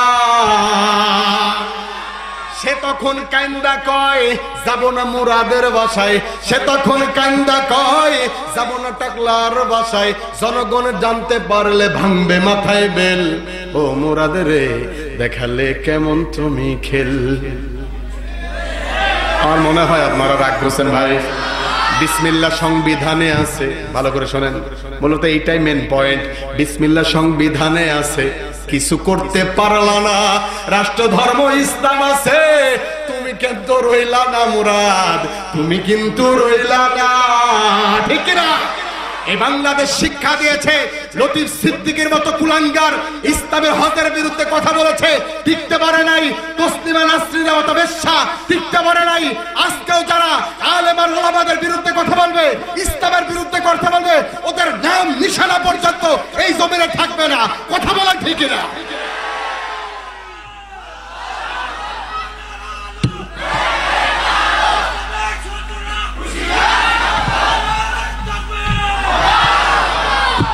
ভাইয়েরা আমার, তাহলে যুবক এখন কি দেবে? ভুলে গেছেন আপনি? যুবক এখন কি দেবে? পরীক্ষা দেবে। কিসের? ইমানের। আমাদের যদিও ইমানের পরীক্ষা আছে, আমরাও দিতে চাই কি চাই না? রাগ করলেন নাকি?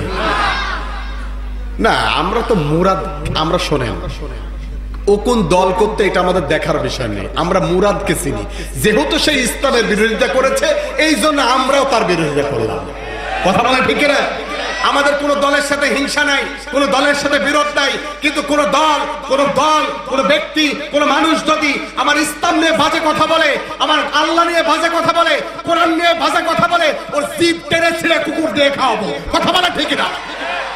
আমরা সব জায়গায় নরম, কিন্তু আমার ইসলাম নিয়ে বাজে কথা বললে তার ঠাঁই হবে না ইনশাআল্লাহ। এদেশ খানজাহানের দেশ। থাক, বেশি হয়ে গেছে। না না না ভাই, আমি কমার যাচ্ছি। আচ্ছা, আমি পরে আসছি, খেয়াল করেন। এই অবস্থা যখন তৈরি হয়ে গেল, যুবকে বাড়ি মানের পরীক্ষা দেবে। রাজা তো মনে করছে দেশ আমার বাবার। কথা কয় না কেন? এখনো পৃথিবীতে অনেকেই আছে যারা মনে করে দেশ তো আমার বাপের। আছে না নাই?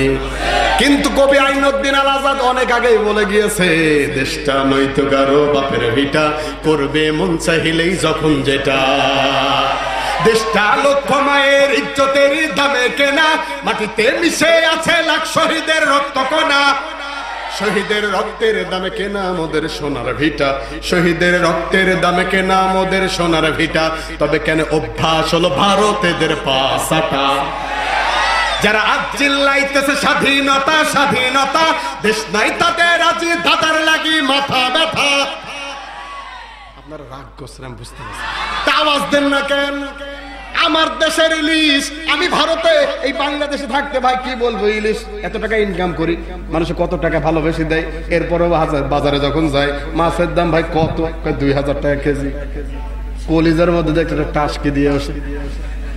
আর আমি যখন দাদার দেশে গেলাম, আমারে কয়, এ দাদা এদিকে আসেন।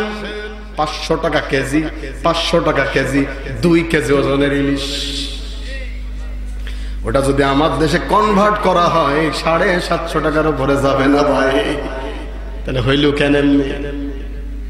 এই জন্য বলে মা কলা, মা কলা, আমার ঘরের কলা, আর আমার ছেলে কয় মা কলা, মা কলা।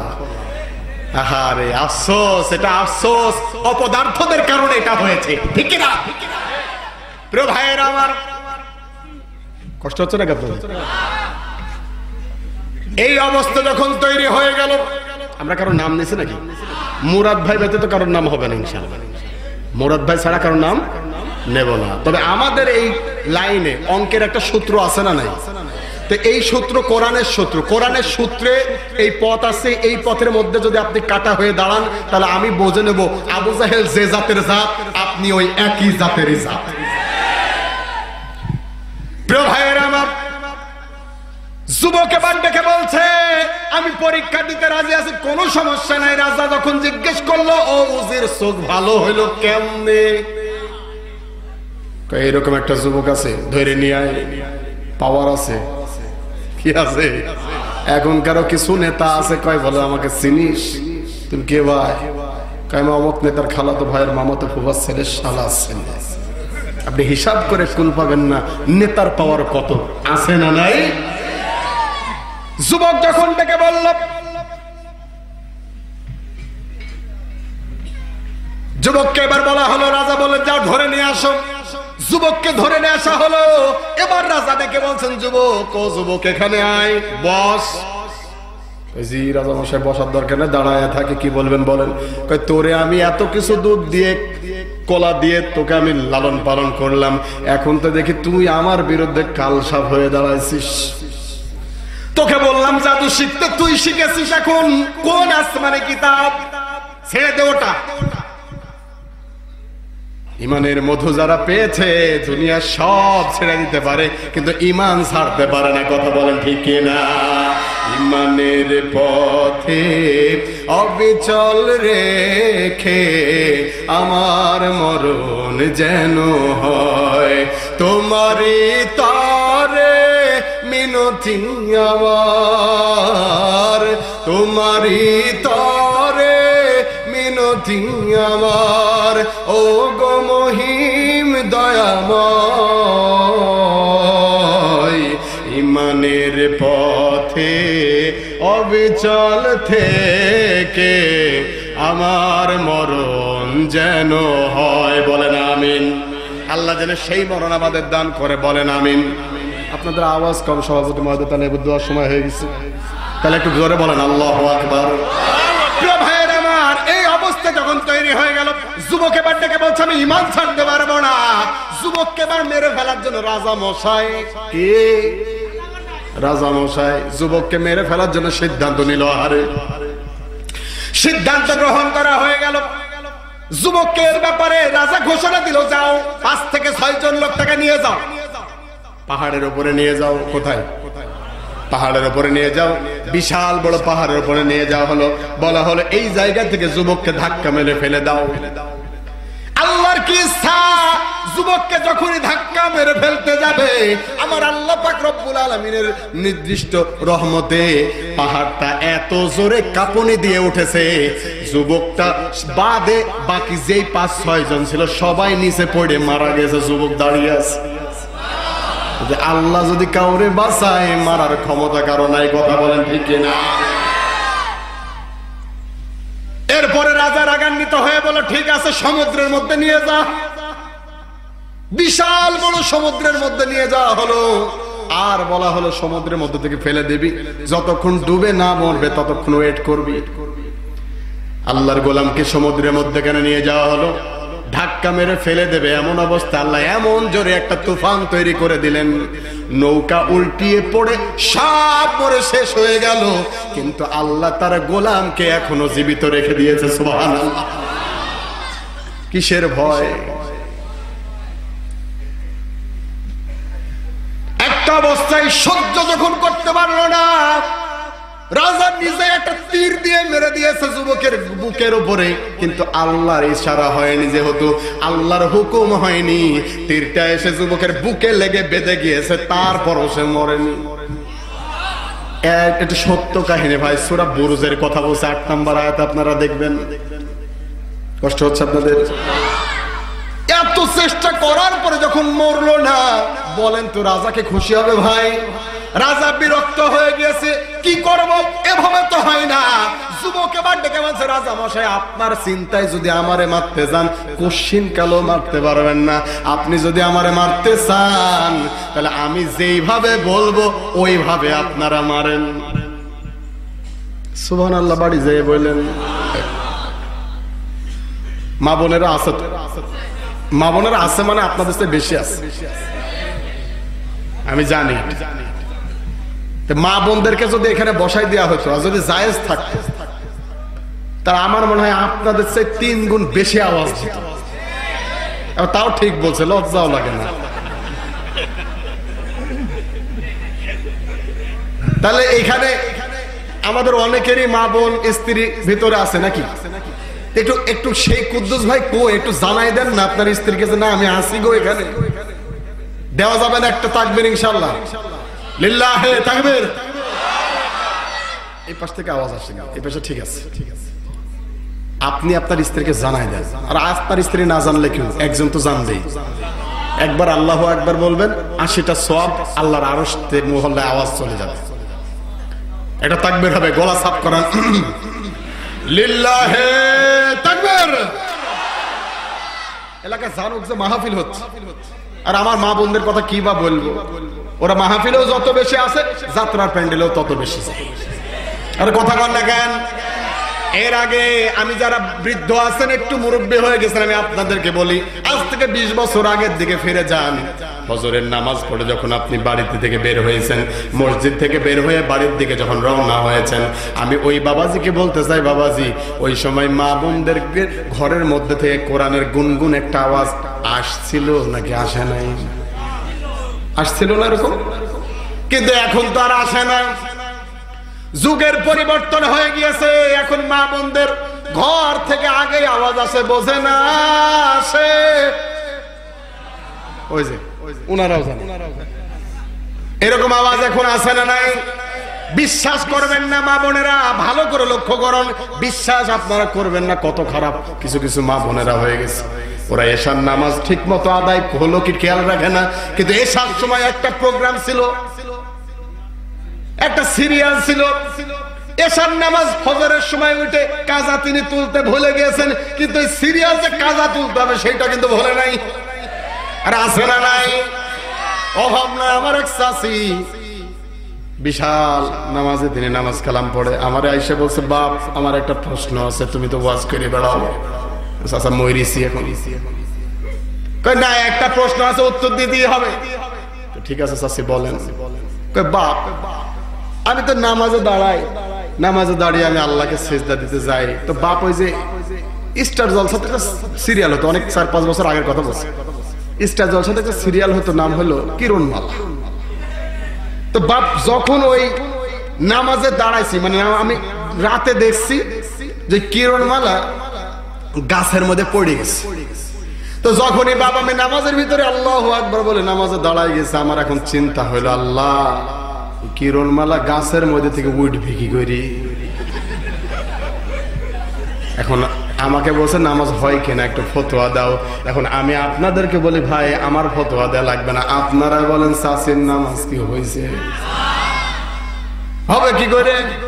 কারণ আমাদের তো খুশি খুঁজো নাই, আল্লাহর ভয় নাই, অবস্থা হয়ে গিয়েছে অন্যরকম। এখন নামাজে দাঁড়ালেও তার এখন স্টার জলসা, জি বাংলা, জি সিনেমা, কথা বলে ঠিক কিনা? অবস্থা এমন হয়ে গেছে, ওখান থেকে শিক্ষা নেই। আমার ভাইয়েরা ভালো করে শোনেন, এই যে মমতা দি, উনি কোথাকার? মানিকগঞ্জ। ইন্ডিয়ার মমতা দির কথা বলছি। 24 পরগনার দায়িত্বে তিনি আছেন। তিনি নিজে ডেকে বলছেন, আমার ভারতের সিরিয়ালদের দিকে আমি ঘৃণা দিই। কারণ ভারতের সিরিয়াল গুলো সংসার ভাঙে, আর বাংলার 40 মিনিটের একটা সিরিয়াল যেটা দিয়ে সংসারটা সাজানো হয়। আমি বাংলা সিরিয়াল দেখার কথা বলছি না, আমি একজন হিন্দু মানুষের কথা বলছি, তিনি নিজেও স্টার জলসাকে ঘৃণা করেন। আর আমার দেশের মা বোনেরা কি পাইলো রে, এত বেশি পাইছে, ওইটা ছাড়া আর কিছুই বোঝে না। কথা বলেন ঠিক কিনা? কি বলবো আপনাকে? দেশে আইলো আইলো রে আইলো কিরণমালা, এই কিরণমালার জন্য আজি জীবন ঝালা পালা। দেশে আইলো, আছে না নাই? আছে না ভাই? শুধু এখানে না, স্কুল কলেজ ভার্সিটি সব শেষ করে দেওয়া হচ্ছে। আমি ঢাকা থেকে আসছি, ঢাকা ওই যে আপনার সিলেট রোড যাত্রা মোড়া, ওই জায়গাটা ভাই বিরক্ত হচ্ছে মনে হয়। যাত্রা মোড়া ওই জায়গায় দাঁড়ায় আছে এক কাপ চা খাওয়ার জন্য। ওমা দেখছি দুইটা বাসের মধ্যে ওই যে স্টুডেন্ট আছে আপনার হলো ইয়ের ভাই, ওই যে মেডিকেলের ছাত্রীরা আছে, ছাত্র না ছাত্রীরা, সব সাদা ড্রেস আছে ওদের। তো কিছু করে 1 মিনিট পরে দেখছি যে মাটি কাঁপছে। কি রে, কি হলো? ওই বাসের মধ্যে বক্স। ভাই ওরা যদি নাচতো আমার বলার কিছু ছিল না, তারা মেয়েরা আমার নাচছে, সেটা তাদের ব্যাপার। কিন্তু বলার বিষয়টা এইটাই যে আফসোস হলো যে ওনারা দেখছি যে জানলা খুলে দিয়ে নাচছে, আর রিক্সাওয়ালাদের বলছে টাটা। আপনারা হাসছেন, আর আমি একটা জিনিস ভাবলাম, কি জানেন? আমি ভাবলাম আল্লাহ এদের কি বাপ মানায়, এদের কি বাপ মানায়? এ বাংলাদেশে না, সারা পৃথিবীতে কুকুর আর শিয়াল বা আরেকটা পশুকে যুক্ত করা হয়, কুকুর আর শুকুর। এই 2টা থেকে 3টা পশু যারা ওপেনে মেলামেশা পোশাক খোলা রাখতে পছন্দ করে। আমার তো মনে হলো ওই সমস্ত মেয়েদের দিকে তাকিয়ে এরা এই কুকুর আর শুকুরকে পর্যন্ত হার মানিয়ে দিচ্ছে। আফসোস, বাপ হিসাবে দায়িত্ব পালন করতে আপনি পারেন নাই, এই জন্য আপনার মেয়ে কোথায় যায় কি করে ঢ্যাং ঢ্যাং করে নেচে বেড়ায়, আপনি বলার মতো যোগ্যতা রাখে না। আপনি বাপ না, আপনি একজন দায়ুস, আর দায়ুস কখনো জান্নাতের ঘ্রাণও পাবে না। কথা বলা ঠিক না? আফসোস, আশ্চর্য ব্যাপার। আজকে সমাজ ব্যবস্থা নষ্ট হয়ে গেছে, ঘরেও শান্তি নাই, ঘরেও শান্তি নাই। কত কষ্ট করে বাবা তৈরি করে সন্তানকে লালন পালন করে। বাবা বেড়াতে গিয়েছে সন্তানের বাড়িতে, বেটার বউ এবার জিজ্ঞেস করেন আব্বা কেমন আছেন? কয় ভালো আছি মা, আলহামদুলিল্লাহ। সন্তান এবার ডেকে বলছেন বউ বাজার থেকে গরুর গোশত দিয়ে আসছে, আমার আব্বা এসেছে, ভালো করে কালা ভুনা বানায়া দাও, একটু খাওয়াবো। এরকম সন্তান আছে না নাই? বাপকে ভালোবেসে খাওয়াতে চাই, শহরে থাকে সন্তান। স্ত্রী এবার ডেকে বলছেন খবরদার গরুর গোশতের দাম 700 টাকা কেজি নিয়ে আসবা না। এরকম খারে দজ্জাল স্ত্রী আছে না নাই? এখন যারা উঠবে ওদের স্ত্রী মনে হয় এইরকমই। ভাই কথা বলেন না কেন? আমি তো ঘরের কথা বলছি, আপনার পরিবারের কথা বলে উঠেন কেন? তার মানে আপনার ঘরে শান্তি নাই, আপনি বিরক্ত হয়ে গেছেন। কিছুক্ষণ পরে ওই বউটার ছোট ভাই এসেছে, এবার আস্তে করে স্বামীকে ডেকে বলছেন প্রাণের স্বামী রে, আমার যেহেতু ছোট ভাই 2 কেজি গোশত নিয়ে আসে গরুর। এখন কেন? কয়েছে না আমার ছোট ভাই অনেকদিন পরে আসছে, নিতে হবে। ঠিক আছে, তোর আব্বা, আমার আব্বা আর তোর ভাই দুজনকে খাওয়াস। রান্না করছে সুন্দর করে, রান্না করে ভাইকে খাইতে দিতে দিতে একটা পর্যায়ে ভাই 2 কেজি সাবার করে দিচ্ছে। শেষ অবস্থা যখন এরকম হয়ে গেল, স্বামী এবার ডেকে বলছেন দাও আমার বাবাকে খাবার দেবো। খাবার আর খুঁজে পায় না, শুধু ভাত আর ঝোল। আপনারা সুরা বলেন না কি বলেন? ঝোল আছে আর ভাত আছে, কি করব বুঝতে পারে না। সন্তান ডেকে বলছেন কিরে গোশ কই? কই ছোট ভাই সব খেয়ে ফেলেছে। ওই পাশ থেকে আব্বা শুনছে সব কাহিনী। সন্তান এবার ওইটুকু নিয়ে গিয়ে বাবার মুখে দেওয়ার জন্য চলে গিয়েছে। বাবা যেহেতু বাবার মতো কেউ হয় না, বাবা আস্তে করে ডেকে বলছেন বাবা রে আমার তো ক্ষুধা নাই, আমি খাবো না, আমি আসার সময় খেয়ে এসেছিলাম। বাবা রোদ বৃষ্টিতে ভিজে খাল নদী পাহাড় মাথার ঘাম পায়ে ফেলে যোগায় রে আহার। বটবৃক্ষের মতো বাবা দিয়ে শীতল ছায়া, ধীরে ধীরে বড় করে আনে প্রেমের মায়া। ঘৃণা করে দেয় না ফেলে, ঘৃণা করে দেয় না ফেলে, হোক না সন্তান কানা খোড়া। দুই জোড়া জুতা বানিয়ে দিস তোরা আমার, বাবার পায়ে এক জোড়া দিবি তোরা। বলেন আমিন, আরো জোরে বলেন আমিন। সমস্ত ভালোবাসা বাবা মার জন্য উৎসর্গ হোক, বলেন আমিন। সেই বাবাকে অপমান করা হলো, আস্তে করে বাবা চলে যাচ্ছে। সন্তান এবার ডেকে বলছেন আব্বা আবার আইসেন। আব্বা এবার আস্তে করে ডেকে বলছেন ও প্রাণের টুকরা সন্তান, আমি বাপ হয়ে তোমার বাড়িতে কোনোদিন আসবো না। সেই দিন আমি তোমার বাড়িতে আসবো যেদিন আমি তোমার শালা হতে পারবো। নাউজুবিল্লাহ বলবেন না? বাপ আফসোস এই কথা বলে, শালার জন্য খাবার জোটে, বাপের জন্য জোটে না। এরকম ফ্যামিলি এখনো আছে না নাই ভাই? অভাব নাই। যুবক এবার ডেকে বললেন বিরক্ত হেন না, এই যে আমি আর মাত্র 10 মিনিট সময় দেন, এর মধ্যে কভার হয়ে যাবে, পারা যাবে তো ইনশাআল্লাহ। যুবক এবার ডেকে বলছেন আমি এই কালেমার দাওয়াত গ্রহণ করেছি। মারতে মারতে হাজার চেষ্টা করতে হয়, কিন্তু যুবককে মারতে পারে না। যুবক ডেকে বলছেন ভাই ও রাজা মশাই, আপনি যদি আমারে মারতে চান তাহলে আমার থিওরি অনুসারে মারা লাগবে। কার থিওরি? যুবকের থিওরি। যুবক এই কথা যখন বললেন, রাজা মশাই বলেন কি এমন থিওরি তোমার? এই যে গজল শুনতে চাইছে উঠে যাচ্ছে, গজল আমি শোনাচ্ছিলাম। যুবক এবার ডেকে বলছেন যে আপনি যখন আমাকে মারবেন, বিশাল ফাঁকা মাঠে অনেকগুলো মানুষ আপনি জোগাড় করেন।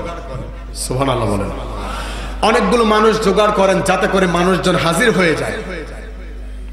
মানুষজন হাজির হয়ে গেল, যুবককে বাধা হলো। যুবক এবার চিৎকার করে ডেকে বলছেন রাজা মশাই আমারে যে হত্যা করবেন, কারণটা কি? সুবহানাল্লাহ বলেন। রাজা এবার ডেকে বলছেন তুমি কালেমা গ্রহণ করেছো, এই কারণে তোমাকে হত্যা করা হবে। তুমি কালেমা গ্রহণ করেছো, এই কারণে তোমাকে হত্যা করা হবে। যুবক যখন এই কথা বললেন, রাজা যখন এই কথা বললেন, যুবক এবার ডেকে বলছে ঠিক আছে, যদি এইটাই কারণ হয়ে থাকে তাহলে ও রাজা মশাই আপনি সমস্ত মানুষগুলোকে জানায় দেন আমার এই অপরাধের কথা। রাজা মাইক নিয়ে জানায় দিল এই যুবকটা কালেমা পড়েছে, এই জন্য তাকে হত্যা করা হচ্ছে। নাউজুবিল্লাহ বলেন। যুবকের কালেমা পড়েছে এটা কেউ জানতো না, কিন্তু তার মৃত্যুর মাধ্যমে সবাই জানবে এখন। সুবহানাল্লাহ। সবাই যখন জানলো এইটাই তার অপরাধ, রাজাকে এবার যুবক ডেকে বলছেন আপনি যখন তীরটা ছুড়বেন আমার বুকে, তখন আপনি পড়বেন বিসমিল্লাহ। সুবহানাল্লাহ।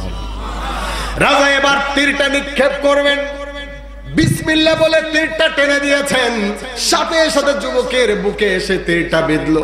যুবক আল্লাহর গোলাম দুনিয়ার বুক থেকে শাহাদাত বরণ করলো, কালেমা পড়ে তিনি বিদায় হয়ে গেলেন।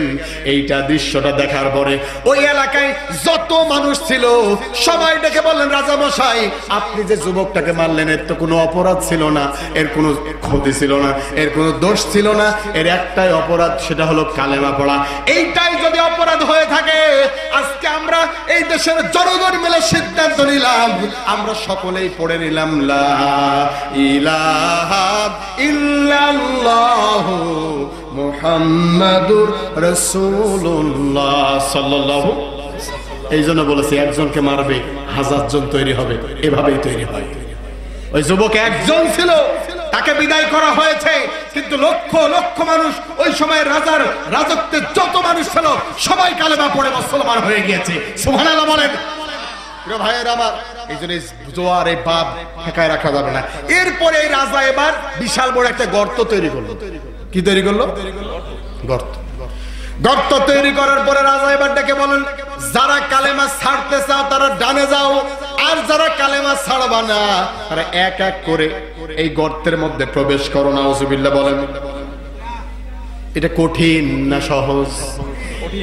হঠাৎ করে জীবন দেওয়া খুব সহজ তুমি জানো কি, কিন্তু তিলে তিলে অসহজ আলাস হয়ে দিনের পথে জীবন দেয়া খুব কঠিন, তুমি মানো কি?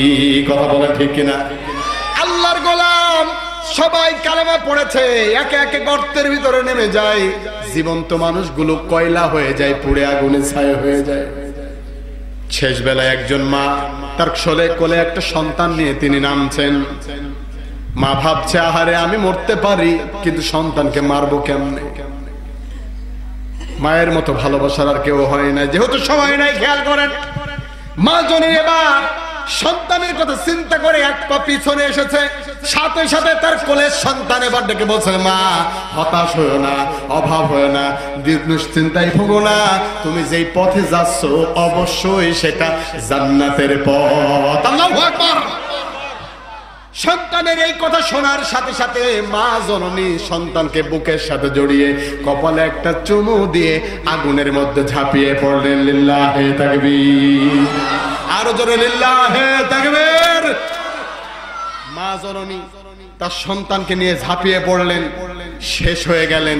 এরপরে আল্লাহ ডেকে বলছেন, ইন্নাল্লাযীনা, আল্লাহ পাক রব্বুল আলামিন বলছেন, এ গোলাম শোনো ভালো করে, যারা ঈমানের পথে পা বাড়িয়েছো এদেরকে এমনি এমনি ছেড়ে দেওয়া হবে না। আম হাসিবতুম আন তাদখুলুল জান্নাতা ওয়ালাম্মা ইয়ালামিল্লাহুল্লাযীনা জাহাদু মিনকুম। গোলাম এমনি এমনি তোমাদেরকে ছেড়ে দেওয়া হবে না। অসংখ্য আলেমদেরকে বিদায় করা হয়েছে, অসংখ্য নবীদেরকে বিদায় করা হয়েছে, সাহাবায়ে কেরামকে জীবন্ত শেষ করা দেওয়া হয়েছে। এখনো যারা যুগের পরিবর্তনে 1446 বছর পরে এসে ঈমানের কথা বলবা, তোমাদের নামে মিথ্যা মামলা হবে, হামলা হবে, জেলখানায় পড়া হবে, মিথ্যা ভাবে তোমাদেরকে ক্রসফায়ার নামে হত্যা করা হবে। কথা বলেন ঠিক কিনা? এরপরেও যারা টিকে থাকবে,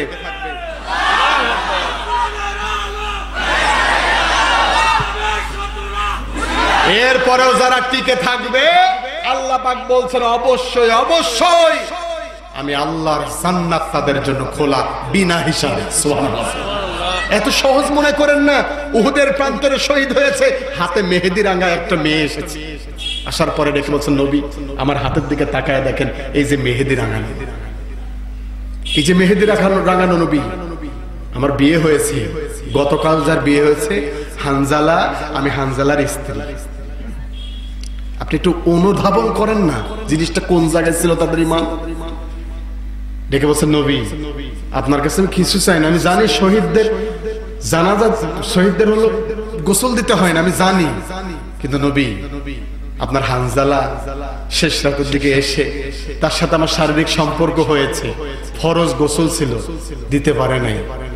যখন আপনার ডাক শুনেছে ও দৌড়িয়ে চলে এসেছে আপনার জন্য, আপনার কোরআনের জন্য। নবী আমার অনুরোধ, তাকে আপনি একটা গোসল দেন। আপনি দিনের পথে চলে যদি মারাও যান, সম্মান দেওয়ার মালিক কে ভাই? আর আওয়াজ দেন না কেন? কে? আল্লাহ মালিক। বিশ্বনবী জানে যে শহীদের গোসল হয় না, তারপরও নবীজি রাজি হলেন, ঠিক আছে আমি গোসল দেব। খুঁজে নিয়ে আসে, লাশ খুঁজে পাওয়া যাচ্ছিল না, কিছুক্ষণের জন্য লাশ গায়েব, খুঁজে পাওয়া যাচ্ছে। এই অবস্থায় কিছুক্ষণ পরে দেখা গেল ওই যে হানজালার লাশ। বিশ্বনবী গোসল দেবে বলে যাচ্ছেন, সাহাবায়ে কেরামকে বলছেন চলো লাশটা নিয়ে এসে গোসল দিই। বিশ্বনবী যেতে যেতেই তাকিয়ে দেখেন হযরতে হানজালার কানের এই পাশ দিয়ে বেয়ে বেয়ে চুল বেয়ে বেয়ে অঝরে যেন পানিগুলো টপ টপ করে ঝরে পড়ছে জমিনে। কে দিল গোসল? শহীদের তো গোসল লাগে না, তার গোসল তো আমরা দেব, গোসলটা দিল কে? আল্লাহ পাক রব্বুল আলামিন জিবরাইলকে পাঠালেন, জিবরাইল যাও যে নবীকে বলো তার শাহাদাতে আল্লাহ এত বেশি খুশি হয়ে গিয়েছে, আল্লাহ রব্বুল আলামিন ফেরেশতাদের মাধ্যমে তাকে জান্নাতে নিয়ে যে জান্নাতের নহর দ্বারা দিয়ে তাকে গোসল করানো হয়েছে। আমাকে শহীদ করে সেই মিছিলে শামিল করে নিও, যেই মিছিলের নেতা আমির হামজা খোবায়েব খাবাব। আল্লাহ তোমার ছিল যারা অতি প্রিয়, শামিল করে নিও। বলেন আমিন। ভাইরা, তাহলে সেই মিছিলে আমাদেরও শামিল হওয়ার দরকার আছে না? আল্লাহ ওইটাই ডেকে বলছেন, ওমা নাকামু মিনহুম ইল্লা ইউমিনু বিল্লাহিল আজিজিল হামিদ। বলে আমাদের কোনো দোষ ছিল না, ওদের কোনো অপরাধ ছিল না, ওদের একটাই, ওই গর্তে যে মানুষগুলো পড়লো ওদের একটাই অপরাধ, ওরা তাদের রবকে আল্লাহকে আল্লাহ বলে স্বীকার করে নিয়েছিল। কথা বলেন ঠিক কিনা? আল্লাহ পাক রব্বুল আলামিন আমাদেরকেও আল্লাহকে আল্লাহ বলে স্বীকার করে নেওয়ার তৌফিক দান করুন, বলেন আমিন। এত কষ্ট করে যারা এতক্ষণ পর্যন্ত বসে আছেন, আমি আপনাদের দিকে উদাত্ত আহ্বান জানাবো, আসেন আগামীকাল ফজর থেকে 5 ওয়াক্ত নামাজ আমরা ছেড়ে দেব না ইনশাআল্লাহ। আল্লাহ কবুল করুক, বলেন আমিন। কোরআনের পাখি আল্লামা সাঈদী কোরআনের প্রচার করেছেন, দ্বীনের বাণী পৌঁছে দিতে আমরণ লড়ে গিয়েছেন। ঠিকঠাক বলবেন, কারণ যা শুনছেন সব ইনটেক, বুঝছেন, নতুন।